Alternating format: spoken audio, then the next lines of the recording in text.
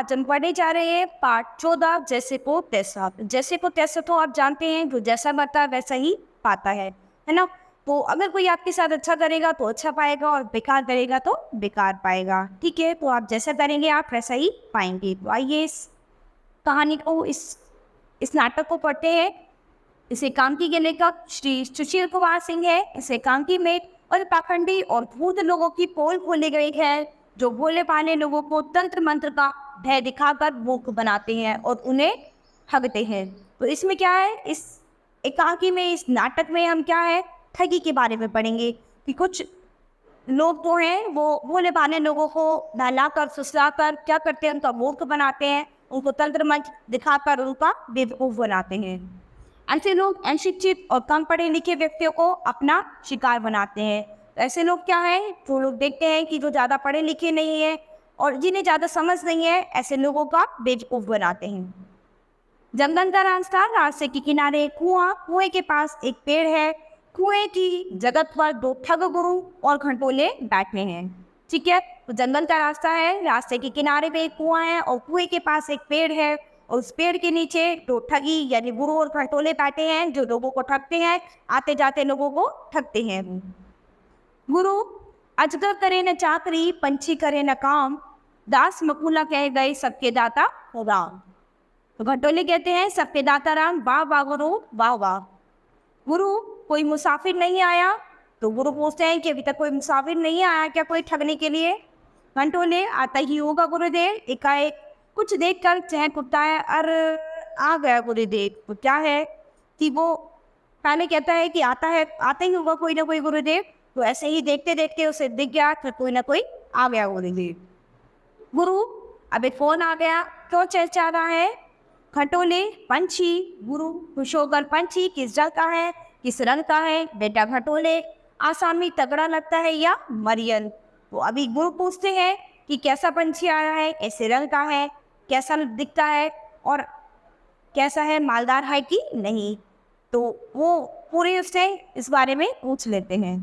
घंटोले, तगड़ा ही लगता है, कोई साहूकार है, मान पाने की साथ है। तो अब वो बताता है कि देखने में तो तगड़ा ही लगता है, कोई साहूकार लगता है, उसके साथ कुछ मान पानी भी है। गुरु, साहूकार, फिर तो बढ़िया रहेगी, तरकीब नंबर 4 हो जा तैयार बेटा घंटोले। अब गुरु कहते हैं कि ठीक है, अगर साहूकार है तो फिर बढ़िया है, अब हम अपनी तरकीब नंबर 4 को आगे करते हैं। तो हो जाओ तैयार बेटा घंटोले। घंटोले, अभी लो गुरुदेव। घंटोले जल्दी से पेड़ के पीछे से एक साइन बोर्ड निकालकर पेड़ पर लटकाता है, जिस पर लिखा है श्री श्री 1008 ज्योतिषाचार्य पंडित गुरु घंटोले। गुरु कुछ पोथी पत्रा एक और जमाता है और कमर से बंधा रामनामी दुपट्टा ओढ़कर बैठ जाता है। घंटोले किसी ग्रामीण की तरह अपना हाथ उसकी ओर बढ़ा देता है। वो ऊंची और प्रभावशाली आवाज में उसका भूत भविष्य बखानने लगता है। तो ये क्या है कि वो लोग क्या करते हैं, नाटक करते हैं। तो एक चुन्नी ओढ़कर घंटोले बैठ जाता है, गुरु जो है उसका भविष्य बताने लगते हैं और इस तरह से बेवकूफ बनाते हैं। तो गुरु, जब तू पैदा हुआ था बच्चा, तेरी माँ ने खाया था आलू बच्चा, तेरे तन पर नहीं था लता, पर तेरा बाप पान चबा रहा था अलबत्ता। साहूकार पास आता है, उसके हाथ में एक थैला है। गुरु की बात सुनकर वो प्रभावित सा हो जाता है। तो उसे लगता है कि ये गुरुजी जो है सब कुछ सही बता रहे हैं, इसीलिए साहूकार उन्हें देखकर वहां पर रुक जाता है।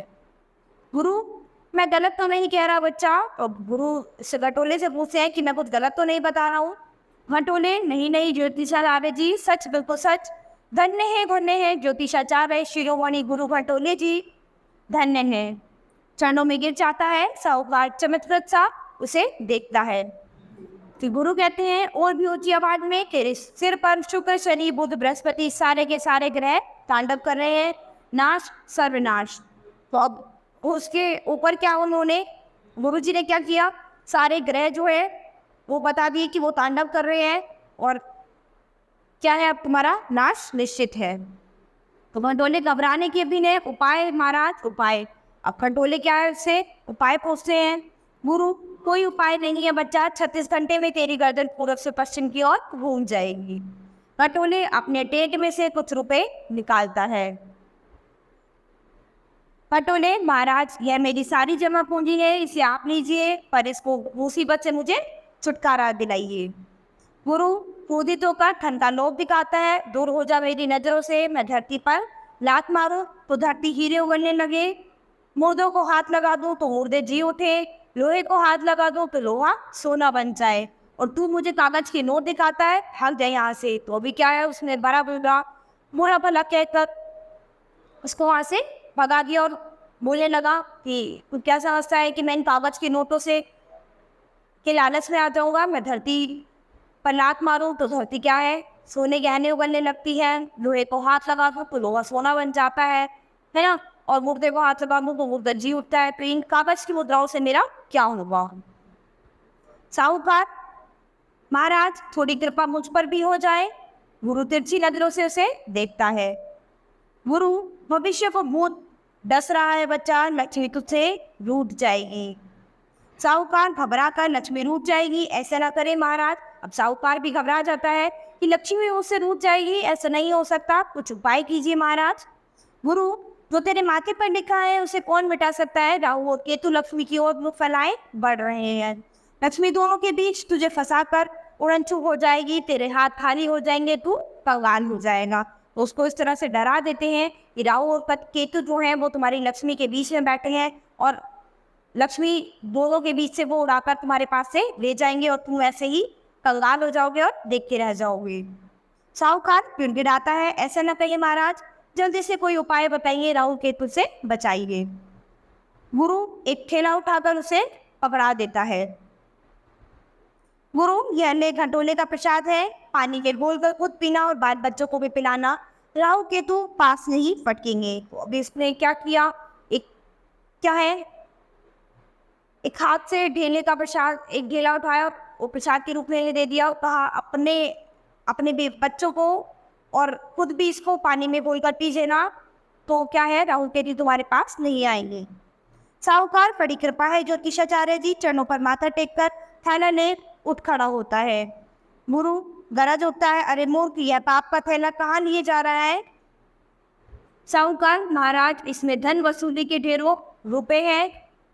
गुरु, यही तो फसाद की जड़ है, राहु केतु की नजर इसी थाने पर है, इसे तू साथ ले गया तो वे भी तेरे पीछे पड़ जाएंगे। तो अब गुरु उसको पागल बनाते हैं, उसको बेवकूफ़ बनाते हैं, कहते हैं कि ये जो तू थैला लेके जा रहा है साथ में, इसमें धन है, और इसी वजह से राहु और केतु तेरे पीछे लग जाएंगे और वो तेरे साथ तेरे घर तक चले जाएंगे। साहूकार, तो मैं क्या करूं महाराज। गुरु कहते हैं, अरे फेंक दे इसे उस कुएं में। साहूकार कहते हैं, लेकिन महाराज। फिर गुरु कहते हैं, अरे तबाह हो जाएगा मोर, जल्दी कर। तो क्या करते हैं वो कहते हैं कि इस कुएं में इसको फेंक दो, वरना तो तुम तबाह हो जाओगे। साहूकार डर कर जो आ गया महाराज, साहूकार झिझकते हुए थैला कुएं में डाल देता है। खटोले कहता है, हाथ लगता है कुकू। गुरु कहता है साहूकार से, अब नाक की सीध में चला जा, दाएं बाएं मत देखना, जैसे मैंने कहा वैसे ही करना। तो अब गुरु क्या है, साहूकार से कहते हैं कि ठीक है, अब तो नाक की सीधी सीधा चला जा, कहीं इधर उधर कहीं मत मुड़ना, और जैसे मैंने बताया है बिल्कुल वैसे ही करना। साहूकार कहता है सिर हिलाकर, हाँ हाँ वैसा ही करूँगा। साहूकार हाथ मलता हुआ चल देता है, खटोले बांध देता हुआ उछल कर गुरु के पास आ जाता है। खटोले कहता है, गुरु लक्ष्मी आ गई। गुरु कहते हैं, आ गई, कुएं में जाल ठीक से लगाया था। खटोले कहता है, बिल्कुल ठीक से। गुरु कहता है, तो फिर जा उठा ला थैला, जरा देखूं क्या माल मसाला है। खटोले कहते हैं, यह लो गुरु, काफी माल लगता है। गुरु कहता है, आशा में भी तगड़ा था चेला, ब्याज और सूद का माल है। थैला उलट देता है, वहाँ पर पैसे दिखाई देते हैं, दोनों खुशी से झूम उठते हैं। तो क्या है, इस थैले में जैसे ही रुपए पैसे देखते हैं तो क्या है, गुरु और खटोले दोनों खुश हो जाते हैं कि आज तो लक्ष्मी आ गई। खटोले, गुरु चल मेरे प्यारे। खटोले उसके मुंह पर हाथ रख उसकी गर्दन रास्ते की ओर घुमा देता है, गुरु की आंखें चमक उठती हैं। गुरु कहते हैं, तीन प्राणी जंगल में मंगल। खटोले कहता है, सास बहू और बेटा। गुरु कहता है, थैला छुपा जल्दी से। खटोले जल्दी से रुपए पैसे थैले में ठूस कर पेड़ के नीचे रख देता है। अब खटोले कहता है, छुपा दिया गुरु, पर तरकीब नंबर। तो गुरु कहता है, 6 उतर जा कुएं में और बन जा कुएं का देख। तो अभी क्या है, वो उसने दूसरी तरकीब तरकीब नंबर 6 अपनाई। तो गुरु ने क्या कहा कि अब तू कुएं के अंदर उतर जा और कुएं का देव बन जा। तो अब वो नई तरकीब अपनाएंगे, जैसे उन्होंने पहले उसे बेवकूफ़ बनाया था, अभी इनको तीनों को बेवकूफ़ बनाएंगे। तो उसके लिए उन्होंने क्या किया, उस खटोले को कुएं का देव बना दिया। खटोले, तो मैं उतरा कुएं में, आप भी हो जाए तैयार। गुरु कहते हैं आग लगाता है, अलख निरंजन, सौभाग्यवती हो, सौभाग्यवती हो, पुत्रवती हो। तीनों ठहर जाते हैं। सास गुरु के चरणों में माथा टेकती है। सास कहती है बाबा जी सब कुछ है आपकी कृपा से, मगर गुरु कहते हैं मुस्कुराकर मगर औलाद नहीं है। तो क्या है, वो इतना आइडिया लगा लेते हैं कि उनको क्या चाहिए क्या नहीं चाहिए वो पहले ही हिंट दे दिया उन्होंने। तो उससे क्या था कि गुरुजी समझ रहे कि तुम्हारे पास सब कुछ है लेकिन तुम्हारे पास औलाद नहीं है। तो सास कहती है हाँ बाबा जी, बहुओं की गोद नहीं भरती है, मेरी छोटी बहू है, कम से कम इसकी गोद तो भर जाए, आशीर्वाद दीजिए। बहू से चरण छू बाबा जी के। वो फिर बहू से कहती है कि चलो बाबा जी के चरण छुओ। बहू चरण छूने को आगे बढ़ती है, गुरु रोक देता है। तो गुरु कहते हैं मेरे नहीं सौभाग्यवती, उस कुएं पर मत्था टेक। बेटा कहता है आश्चर्य से कुएं पर। गुरु कहते हैं हाँ बच्चा, कुएं के देव को प्रसन्न कर, वही मन की मुराद पूरी करेगा। कुछ भेद, पूजा चढ़ा, औलाद होगी, सोनी गोद भरेगी, बाल गोपाल किलकारियां मारेंगे आंगन में, जल्दी कर। तो भी क्या है, अब वो अपने कुछ रहना देकर अब वो कोई देवता को बुझवाते हैं, सारी भेंट पूजा सब उनके लिए करवाते हैं। तो सास कहती है जो आ गया बाबा जी। बेटे से बेटा गठरी खोल। बेटा गठरी खोलता है। सास गठरी से लड्डू निकाल कर बहू को पकड़ाती है। सास कहती है जा बहू कुएं को पेट चढ़ा दे। तो बहू जाकर कुएं की जगत पर पूरे लड्डू रखकर मत्था टेकती है, टेकने लगती है। गुरु भड़क उठता है। गुरु कहता है अरे मूर्ख, कुएं के अंदर डाल, बाहर रखी भेंट देर शिकार नहीं करते, इसे चील कुएं खा जाते हैं। तो सास कहती है राम का नाम लेकर भेंट कुएं में डाल दे बहू। बहू ऐसा ही करती है। दूसरे ही क्षण कुएं के अंदर से खटोले का अट्टहास सुनाई देता है। बहू चौंक कर पीछे हट जाती है। सास थरथर कांपने लग जाती है। तो बेटे को भी पसीना छूटने लग जाता है कि ऐसे कुएं के अंदर से ऐसी किसकी आवाज आ रही है। तो क्या था, गुरुजी ने उस खटोले को कुएं का देव बनाकर इसको अंदर बिठाया हुआ था। तो वो अंदर से आवाजें निकाल रहा था जिससे वो तीनों डर रहे थे। बेटा कहता है घबराकर बाबा जी ये आवाज कैसी है। सास कहती है महाराज यह कौन हंस रहा है। गुरु अरे मूर्खो, यह कुएं के देव की आवाज है, देव प्रसन्न हो गया है तेरी बहू से। तो सास कहती है गदगद होकर आपकी कृपा है बाबा जी। तो गुरु कहते हैं मेरी नहीं, कुएं के देव की। मांग ले जल्दी कर, वरना देव सो गया तो तेरी किस्मत भी सो जाएगी। तो गुरु जी उसको बोलते हैं कि ठीक है, अब कुएं के देव जागे हुए हैं तो जो मांगना है जल्दी से मांग लो, वरना अगर देव सो गए तो तुम्हारी किस्मत भी सो जाएगी। सास कहती है बहू मांग ले औलाद, फैला दे अपना आंचल देव के आगे। बहू आंचल फैलाकर आत्मोद का प्रार्थना करती है। सास भी हाथ जोड़कर बुदबुदाती है। बेटा भी सभानत होता है। तो तीनों क्या है, वो मांगते हैं। गुरु हाथ लगाता है अलख निरंजन, जय गुरु घटोले, कुएं के देव मुराद पूरी कर। इन संसारी प्राणियों की घटोले कुएं के अंदर से उल जलूल डरावनी आवाज निकालता है। वे तीनों भयभीत हो जाते हैं। गुरु कहते हैं अरे मूर्खो, तुम्हारा नाश हो जाएगा, सर्वनाश। कुएं के देव को तुमने नाराज कर दिया है, तुम्हारा वंश डूब जाएगा। आवाजें और भी भयंकर हो जाती है। सास दौड़कर गुरु के चरणों में गुरु के चरणों को पकड़ लेती है। सास कहती है ऐसा न कहे स्वामी जी महाराज, आप जैसा कहेंगे मैं वैसा ही करूंगी। गुरु कहते हैं अरे मैं तेरा मुंह, अरे तो मेरा मुंह क्यों देख रही है बुढ़िया। जो कुछ है तेरे पास, खाना पीना नकदी जेबर सब चढ़ा दे कुएं के देव पर, अगर अपने परिवार का कल्याण चाहती है। तो भी क्या है, उन्होंने क्या किया कि कुएं के देव को प्रसन्न करना है तो तुम्हें जो कुछ भी तुम्हारे पास इस समय है प्रेजेंट में, वो सब क्या है कुएं के देव को चढ़ा दें। तो सास कहती है बहुत अच्छा महाराज। बेटे से अरे छुटके खोल, संदूक खोल जल्दी से। तो बेटा कहता है अभी खोलता हूँ माँ। संदूक खोलने को होता है किंतु गुरु उसे डांट देता है। गुरु कहता है नादानी मत कर मूर्ख, देव गुस्से से उबल रहा है, जल्दी से पूरा संदूक डाल दे कुएं में। तो भी क्या है कि गुरु जी जो है उससे कहते हैं कि ज़्यादा वो मत करो, देव जो है वो बहुत ही क्रोधित है, बहुत गुस्से में है, तो तुम इसमें से कुछ भी निकालने की कोशिश मत करो, पूरा का पूरा संदूक कुएं में डाल दूँ।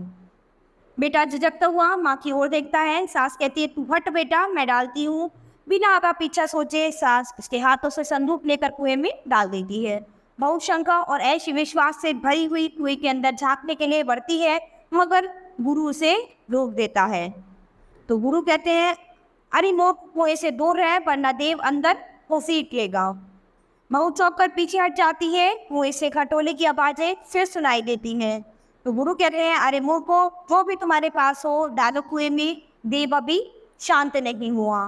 तो सास कहती है, बेटा तेरे पास कुछ रुपए हैं, डाल दे। तो बेटा कहता है, अच्छा हाँ। बहू कुछ झिझकती हुई आगे बढ़ती है। तो बहू कहती है, मगर पहले। गुरु कहते हैं, चीख कर जल्दी। बेटा हड़बड़ा कर रुपए कुएं में डाल देता है। आवाजें और भी डरावनी और तेज हो जाती है। तो जैसे जैसे वो कुछ उसमें कुएं में डालते हैं, तो खटोले जो है वो क्या करता है, अंदर से और तेज तेज आवाजें निकालने लगता है, डरावनी आवाजें, जिससे कि वो डरे, तो और भी कुछ न कुछ उसमें कुएं में डालते जाएं। गुरु, अरे बुढ़िया, तुझे अपने वंश की चिंता नहीं है, तू सत्यानाश कराएगी। तो सास कहती है, सहन कर, मैंने क्या किया है महाराज। गुरु व्यंग्य से सास और बहू दोनों गहनों से लदी फदी खड़ी हो। जेवरों का ज्यादा मोह है, परिवार चाहे राख हो जाए। तो अब गुरु क्या चाहते थे कि जो सास बहू दोनों ने ये जेवर पहने हुए थे, तो उन जेवरों की तरफ देखते हैं और कहते हैं कि तुम्हें जेवरों का मोह है कि या फिर अपने वंश का मोह है, तो इन्हें तारो और कुएं में डाल दो। सास रुआसी होकर, बाबा जी मैं क्या करूं, आप ही बताइए। गुरु, जय गुरु खटोले सारी रामायण कह दी और तू अभी तक। तो सास कहती है, महाराज। फिर गुरु कहते हैं गुस्से में, मैं चला। जय गुरु खटोले, अब तुम जानो और तुम्हारा काम। चलने को उठ खड़ा होता है। आवाजें और भी तेज हो जाती हैं। सास और बहू उसके चरणों पर लेट जाते हैं। फिर बेटा कहता है, बाबा जी नाराज होकर मत जाइए। सास कहती है, मंझधार में मत छोड़िए, बहू के जेवर कुएं के देवता की भेंट चढ़ाई देती हूँ। तो अब उससे क्या कहा कि ठीक है, मैं बहू के जेवर को कुएं पे भेंट चढ़ा देगी। तो गुरु कहते हैं, और अपने जेवर, अपने और बहू दोनों के जेवर कुएं में डाल, वरना मैं चला। सास कहती है रोकते हुए, डालती हूँ महाराज, आप जाइए मत। यही रुकिए, बहू से बहू उतार अपने जेवर और चढ़ा दे भेंट। सुबकती हुई अपने जेवर उतार कर कुएं में फेंकने लगती है। बहू ही एक दो जेवर कुएं में डालती है। फिर गुरु कहते हैं जोर से, जय गुरु बटोले। यक बहू जेवर डालना बंद कर पागलों की तरह हंसने लगती है। गुरु चौंक कर उसे देखता है। फिर सास कहती है दुखी मन से, बेचारी को सदमा लग गया है। बहू तू चिंता मत कर, मैं घर चलकर और जेवर बनवा दूंगी। बहू हंसते हंसते झूमने लगती है। सास घबरा कर, अरे अरे मेरी बहू को क्या हो गया बेटा, संभालो इसे। बेटा बहू को संभालने के लिए आगे बढ़ता है, लेकिन वह जोर से धक्का देती है। बेटा एक और गिर पड़ता है। बहू और जोर से घूमती है। अब गुरु कहते हैं कुछ समझ में नहीं आता। फिर संभल कर देव देव कुएं का देव चढ़ गया इसके सर पर। बहू हंसती हुई झूमती है, गुरु की ओर बढ़ती है। तो गुरु जी क्या कहते हैं कि इसके ऊपर कुएं का देव आ गया, इसीलिए इतना हंस रही है और झूम रही है, इसीलिए थोड़ी पागल सी हो गई है, बाकी और कुछ नहीं हुआ। तो बहू कहती है, देव नहीं महाराज, देवी, यह पतिव्रता स्त्री है, तुमने इसकी ज्ञान उतरवाए, इसके मन को कलेश पहुंचाया है। तो बेटा कहता है, वो से आवाज तो किसी देव की आ रही थी। फिर बहू कहती है, देव नहीं, इसका चेला कुएं के अंदर से वही बोला। क्यों रे दुष्ट, मैं गलत कह रही हूँ, सच सच बता, वरना मैं तुझे भस्म कर दूंगी। जोर से झूमने लगती है। गुरु बौखला जाता है। अब बहू कहती है डांट कर, अरे बोलता क्यों नहीं है दुष्ट, जल्दी बता, नहीं तो। फिर गुरु कहते हैं, भयभीत होकर ठहरो देवी, मुझे भस्म मत करो। फिर बहू कहती है, तो बता सच सच कौन है कुएं के अंदर। फिर गुरु कहते हैं, मेरा चेला मंटोले। तो बहू कहती है, तुम उसके गुरु हो। गुरु कहते हैं, हाँ देवी। तो कहती है, तुम्हारा नाम क्या है। गुरु कहते हैं, गुरु प्रसाद। फिर बहू कहती है, और तुम दोनों गुरु भटने आते जाते मुसाफिरों को ठगते हो। गुरु सहम कर चुप हो जाता है। फिर बहू कहती है, जल्दी बोल, नहीं तो भस्म कर दूंगी। फिर गुरु कहते हैं, जल्दी से, हाँ हाँ हम दोनों ठग हैं। बहू कहती है, अब अपने चेले से बोल, वह बाहर आ जाए, वरना मैं कुएं में आग लगा दूंगी। फिर गुरु कहता है, नहीं नहीं देवी, आग मत लगाओ, मैं बुलाता हूँ। कुएं के पास भाग कर जाता है। गुरु कहते हैं, अरे बेटा खटोले बाहर आजा, लेने के देने पड़ गए। खटोले कहता है, कुएं के अंदर से आता हूँ गुरु। बहू कहती है गुरु से, इसे क्या दो, सारा सामान भी लेता है। तो गुरु कहते हैं खटोले से, बेटा सारा माल डाल दी ले आ। खटोले कहते हैं, नायक गुरु, सास और बेटा आंखें फैलाए आश्चर्य से सारा नजारा देख रहे हैं। बहू झूम रही है। कुएं से खटोले गर्दन बाहर निकालता है, क्योंकि लोगों को खड़ा देखकर जल्दी अंदर हो जाता है, क्योंकि वो घबरा जाता है, क्योंकि उसे तो पता था जब वो लोगों को ठग लेते हैं तभी उसके बाद ही उसे बाहर आना था। तो जैसे ही वो उन तीनों को सामने खड़ा देखता है तो वो अपनी गर्दन झप से नीचे कर लेता है। गुरु डांट कर, अबे बाहर निकल। खटोले आया गुरुदेव। बाहर निकल कर आता है। उसके एक हाथ में जान है, जिसमें मुसाफिरों द्वारा फेंका गया सामान है। खटोले कहते हैं, क्या खपड़ा है गुरुदेव? बहू कहती है, भस्म कर दूंगी मोर। खुद घपला करता है और मुझे घपला बताता है, मैं कुएं की देवी हूँ। खटोले कहता है, घबरा कर कुएं की देवी, अरे बाप रे, बचाओ गुरुदेव। घबरा कर गुरु की टांगों में लिपट जाता है। तो गुरु कहते हैं, क्षमा क्षमा देवी, मूर्ख है, अज्ञानी है, हमें क्षमा कीजिए। खटोले कहता है, जो भी हूँ इनका चेला हूँ देवी। बहू कहती है, चुप रहो तुम दोनों गुरु। खटोले आते जाते मुसाफिरों को परेशान करके थकते हो, मैं तुम्हें जिंदा नहीं छोड़ूंगी। गुरु कहते हैं, ऐसा ना कहे देवी। खटोले कहते हैं, यह धंधा हम छोड़ देंगे, हमें माफ कर दो। बहू, झूठ बोलते हो। फिर गुरु कहते हैं, नहीं सच कहते हैं, हम ऐसे नहीं करेंगे, किसी को नहीं ठगेंगे। फिर बहू कहती है, तो फिर क्या करोगे? कहते हैं, मेहनत करेंगे। खटोले भी कहता है, मजदूरी करेंगे। गुरु काम करेंगे। फिर खटोले कहता है, धंधा करेंगे। तो वो काम करने पर, मेहनत मजदूरी करने पर उतर आए। दोनों पर ठगी नहीं करेंगे। बहू कहती है, सच कहते हो? गुरु कहते हैं, हाँ देवी। फिर बहू कहती है, ठीक है, मैं तुम्हें आज छोड़ देती हूँ, लेकिन फिर तुमने ऐसा किया तो जिंदा नहीं छोड़ूंगी, इस धरती पर जहाँ भी रहोगे भस्म कर दूंगी। फिर गुरु कहते हैं, नहीं नहीं देवी। फिर खटोले कहते हैं, अब कभी ऐसा नहीं करेंगे। बहू कहती है, यो रे खटोले, तेरे गुरु की दाढ़ी मूछें असली है। फिर खटोले कहता है, नहीं देवी। फिर बहू कहती है, उन्हें भी बाहर निकाल। फिर खटोले ने जो आके देवी लपक कर गुरु की दाढ़ी मूछें खींच लेता है। गुरु बौखला कर बंगले झाँकता है। साहूकार भागा भागा वापस आता है।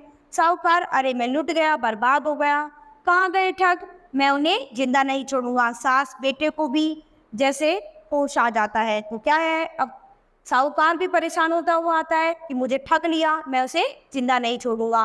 और जो सास बेटे हैं वो भी उसे देखकर हैरान हो जाते हैं।